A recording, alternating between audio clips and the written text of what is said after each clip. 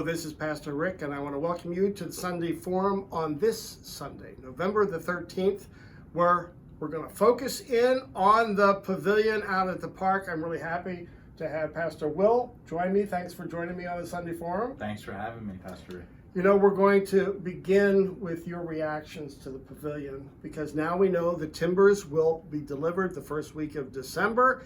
Things are starting to move. So I guess I have to ask you, what does it mean to you now? You've waited a long time. What does it mean that we can actually start this project?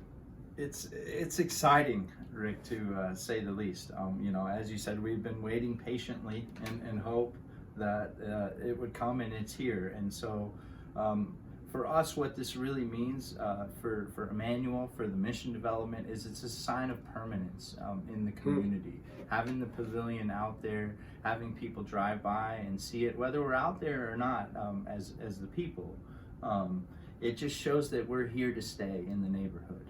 Oh, that's wonderful. Now, tell me, what are your hopes for the pavilion, for the ministry that will take place underneath that beautiful building? I mean, what are your, you've been thinking about this for a while. A while. We've been thinking about it. We've been hoping and dreaming. As I said, we've been planning too.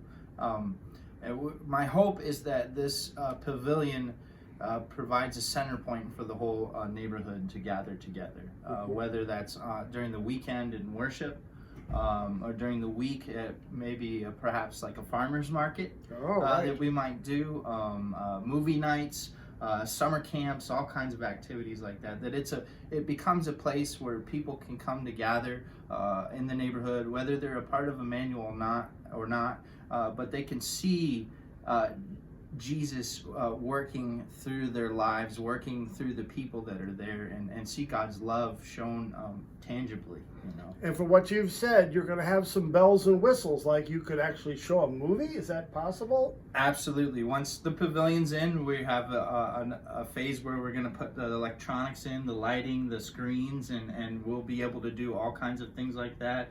Folks will be able to rent the pavilion out for parties and weddings, and so it's going to be a very usable tool, to say the least. So the pavilion is really going to change your ministry out there. Absolutely. It's going to the word I like to say, it's as we transition back out to the park and the pavilion is built, it's going to transform us. So we have to be ready for that transformation, and we have to be ready to say yes to God. Well, thanks for setting the tone. We now want to join Howard Isaacson as he now describes in some detail what that pavilion will look like. Let's join Howard right now. I'm pleased to have once again Howard Isaacson here on the Sunday Forum. Rick, it is great to be here with you today. Yeah, welcome, and especially welcome because you're coming to bring good news about the pavilion. Yes, I am. Okay, now, I don't want you to give us any of those announcements yet about the pavilion out at the park. We're going to come to that, but first, remind us a little bit about the pavilion. We've got some pretty nice plans that were drawn up a long time ago. We have fantastic plans for the pavilion, which have been approved by the Collier County Building Department.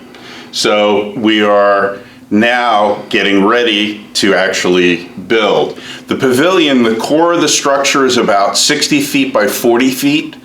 The eaves will be about 10 to 11 feet high from the ground. The peak will be almost 30 feet. So this will be quite a substantial, gorgeous, heavy timber structure. So about how many people, when it's completed, about how many people could gather there for a Sunday worship service? Easily 125 to 150, Rick. So about half the size of the Family Life Center. And I know I've seen some of these pictures that you're showing now. It almost appears a little bit like a Norwegian stave church. We wanted it to feel traditional, to reflect back to the heritage that so many folks cherish. We also wanted the structure to be timeless. And so that way it effectively is a multi-generational structure that'll last a lot longer than any of us. All right, so the important question, of course, before we make the big announcement, Is it already paid for, or is this pavilion part of the upcoming campaign? Which is it? We have been blessed. Two families have made contributions and gifts over the past several years that have been accumulated into a fund that are funding the construction of the pavilion. So it is already paid for. So that's good news too. Already great paid news. for. The campaign, when you hear about the church out of the park, it's not this pavilion, it's actually to build a church, a community structure out there. So that's exciting. And so I think now we're ready for the big announcement. Drum roll, please. What's the good news you can share?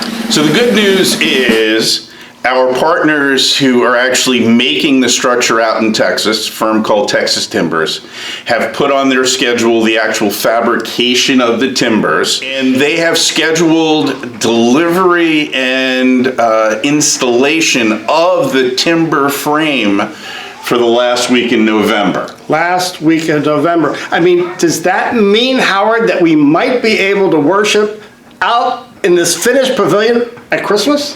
And that is pretty unlikely, unfortunately.